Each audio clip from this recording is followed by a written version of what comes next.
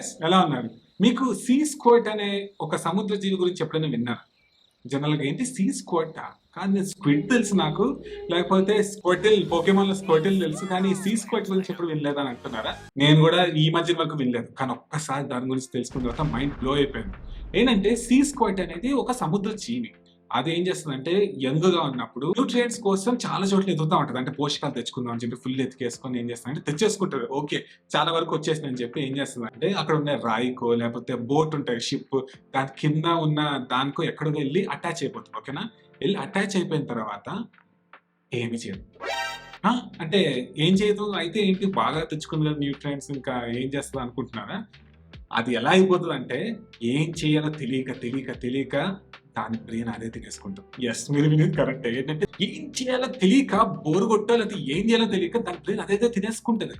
So ఇవన్నీ ఎందుకు చెప్తున్నా అంటే మనలో కూడా చాలా పొటెన్షియల్ ఉంటుంది. మన యూత్ లో ఉన్నప్పుడు, తర్వాత మామూలుగా ఏమన్నా చూస్తున్నప్పుడు, ఏమన్నా సక్సెస్ఫుల్ పీపుల్ చూస్తున్నప్పుడు ఇలా చెయ్యాలి అలా చేయాలి అని ప్లాన్స్ ఉండి ఉంటాయి. చాలా చాలా చేయాలనుకుని ఉంటారు. కానీ స్లోగా ఏంటంటే ఒక్కోసారి ఫ్యామిలీ సిచ్యువేషన్ లేకపోతే ఏదో ఒక రీజన్ వల్ల సడన్ గా ఏదో జాబ్ లో వచ్చేసిన తర్వాత దాంట్లో సెటిల్ అయిపోయి ఇంకా దాంట్లో పడిపోయి ఉన్న పొటెన్షియల్ ని మర్చిపోతారు. దానివల్ల ఏమవుతుందో తెలుసా? సీస్కోట్ లాగే మామూలుగా ఏంటంటే దాన్ని చాలా చేయొచ్చు, కానీ ఒక చోట ఉండిపోయి ఏం చేయాలో తెలియక దాని బ్రెయిన్ అది తినేసుకుంది కదా. అట్లనే చాలా మందికి పొటెన్షియల్ ఉంటుంది, చాలా చేయొచ్చు. ఇలాంటి చిన్న చిన్న దానికి సెటిల్ అయిపోయి ఇంకా చాలే అనుకున్నందుకు ఏమవుతుందంటే మన లోపల పొటెన్షియల్ బయటికి రాక అలా నుండిపోయి స్లోగా మనం సీస్కోట్ లాగా మన బ్రెయిన్ మనం తినేసుకుంటున్నాం. అంటే మనం ఇంకా డల్ అయిపోతాం. ఇప్పుడు మీ చుట్టుపక్కల వాళ్ళని అడిగినా కూడా, అబ్బా నేను అప్పుడు ఒకప్పుడు ఇది అనుకున్నాను, నేను ఇది అవుదాం అనుకున్నాను కానీ అవ్వలేదు అని ఒక రిగ్రెట్ ఉంటుంది కదా. ఆ రిగ్రెట్ అనేది మంచిది కాదు.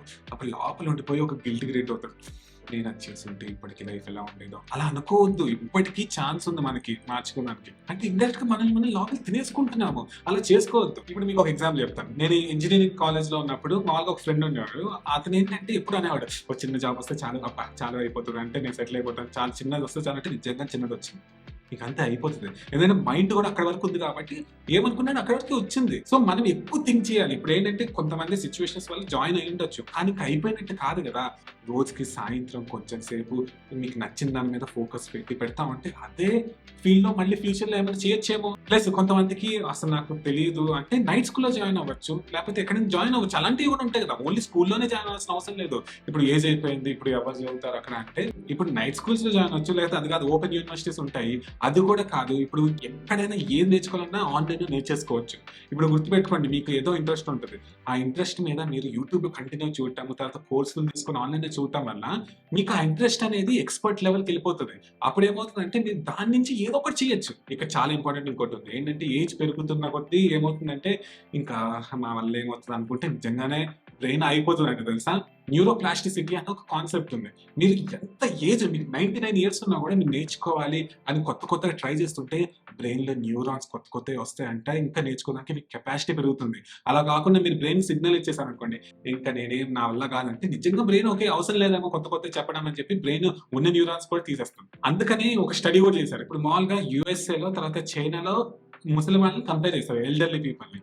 చైనాలో వాళ్ళు చాలా యాక్టివ్గా ఉన్నారు, యూఎస్ఏలో ఏమైందంటే వాళ్ళు యాక్టివ్గా లేరు, మెమరీ కూడా లాస్ వస్తూ ఉంది. ఎందుకని గమనిస్తా ఉంటే ఏంటంటే చైనాలో ముసలి వాళ్ళని చాలా గొప్పగా ట్రీట్ చేస్తారు, వాళ్ళ నుంచి చాలా నాలెడ్జ్ తీసుకోవాలి అలాంటి ఫీలింగ్ లో ఏంటంటే వాళ్ళని టెస్ట్ చేస్తే యంగ్ పీపుల్ కన్నా వాళ్ళకి ఎక్కువ మెమరీ ఉందని తెలిసింది. కానీ యూఎస్ఏలో ఏంటంటే ఒక ఏజ్ తర్వాత రిటైర్మెంట్ అయిపోయి ఇంకేం చేయకూడదని ఫిక్స్ అయిపోతారు. అందుకని బ్రెయిన్ వాడరు కాబట్టి సో బ్రెయిన్ యూజ్ కూడా తగ్గిపోతుంది. గుర్తుపెట్టుకోండి, మీరు వాడితే మీకు ఎప్పుడు ఉంటుంది, వాడకపోతే పోతా ఉంటుంది. కానీ ఎప్పుడు మీరు ఫిక్స్ అయినా కూడా వాడాలని మళ్ళీ వెనక్కి వస్తుంది. సో ఇది వినేస్తాం, మనం స్పీడ్ గా ఉండకూడదని అనుకుంటున్నాం, కానీ ఏది యాక్షన్ ఇది. సో అందుకని మీకు కొన్ని యాక్షనబుల్ స్టెప్స్ ఇస్తున్నాను. ఫస్ట్ ఆఫ్ ఆల్ ఏంటంటే రోజు ఏదో ఒక టైప్ ఆఫ్ థింగ్ నేర్చుకోవడానికి ట్రై చేయండి. సో ఎలాంటి అంటే ఇప్పుడు రోజుకి నేను ఒక 10 minutes బుక్ చదువుతాను, లేకపోతే 10 pages బుక్స్ చదువుతాను, లేకపోతే ఏదో కొత్త లాంగ్వేజ్ నేర్చుకుంటాను. మీరు ఎంత ముసలి వాళ్ళైనా పర్లేదు, మీకు వస్తుంది. న్యూరోప్లాస్టిసిటీ అనేది దాని గురించే చెప్పాను. సో అలా ఏదో ఒకటి ప్రాక్టీస్ చేయాలి నేర్చుకోవడానికి. నేనైతే జాపనీస్ నేర్చుకుంటాను, బుక్స్ చదువుతానని పక్కా పెట్టుకున్నది. ఎప్పటికీ మీరు ఇప్పుడు 50 years తర్వాత ఈ రోజు ఏం చేస్తామంటే కూడా నేను అదే చెప్తాను. తర్వాత నేర్చుకోవాలంటే కొత్త ఫిజిక్స్, కెమిస్ట్రీ అలాంటి అనట్లేదు నేను. బేసిక్ ఏంటంటే ఇప్పుడు కొత్త ఇంట్రెస్ట్ స్టార్ట్ చేయండి. ఇప్పుడు గార్డెనింగ్ ఉంది, మీకు నచ్చితే దాన్ని కొంచెం డీప్ గా చేస్తూ ఉండండి. మీకు ఫార్మ్ ఇష్టం, దాంట్లో చేయండి. తర్వాత మీకు స్విమ్మింగ్ నేర్చుకోవాలని ఉండింది అనుకోండి చిన్నప్పుడు, అప్పుడెప్పుడో కాదు ఇప్పుడు నేర్చుకోవచ్చు కదా. అట్లా చేయటం వల్ల ఏంటంటే బ్రెయిన్ ఇంకా షార్ప్ గా అవుతుంది, మనం కూడా హ్యాపీగా ఉంటాం. సో మీకు స్టీవ్ హాడ్సన్ అని తెలిసి ఉంటుంది, ఆయనతో మాట్లాడంటే 2 crores కట్టాలని అప్పుడు ఒక వీడియో చేశాను కదా. వాళ్ళ సిస్టర్ తెరిసా, ఆమె 73 ఇయర్స్ ఉంటుంది, నా బెస్ట్ ఫ్రెండ్ వరల్డ్ లో. అయితే మేము ఎప్పుడు మాట్లాడుకుంటున్నా, ఎప్పుడు కలిసినా కూడా ఆమె చాలా యాక్టివ్గా ఉంటుంది. ఎందుకంటే ఏదో ఒకటి చేయాలి, ఎక్సర్సైజ్ చేయాలి, లేకపోతే కొత్త కొత్త నేర్చుకోవాలి, బుక్స్ చదవాలని చెప్పి ఎప్పుడు యాక్టివ్గా ఉంటుంది. కాబట్టి మనకన్నా యాక్టివ్గా ఉంది. అయితే ఈ మధ్య స్విమ్మింగ్, కొండలు ఎక్కడం అవన్నీ కూడా చేస్తున్నారు. అంత యాక్టివ్గా ఉండడానికి చేస్తేనే మనకు కూడా బ్రెయిన్ యాక్టివ్గా ఉంటుంది. అబ్బా మాకు ఓపిక లేదు అంటే ఓకే, అర్థమైంది, ఓపిక లేదు కదా, కనీసం 2-3 నిమిషాలైనా ఏమైనా చేసి ఓపుకుంటారు కదా. సో అదైనా మీరు రోజు చేయడానికి ఏదో ఒక ప్రాక్టీస్ పెట్టుకోవాలి. సో ఇప్పుడు మీకు నిజంగా ఓపిక లేదు, కూర్చొని ఏం నేర్చుకోవచ్చు, అలా నేర్చుకోండి. సో మినిమం ఒక 10 నిమిషాలు ఏదో ఒకటి కొత్తగా నేర్చుకుంటానని చెప్పి ఇప్పుడు మీరు కమిట్ చేయాలి.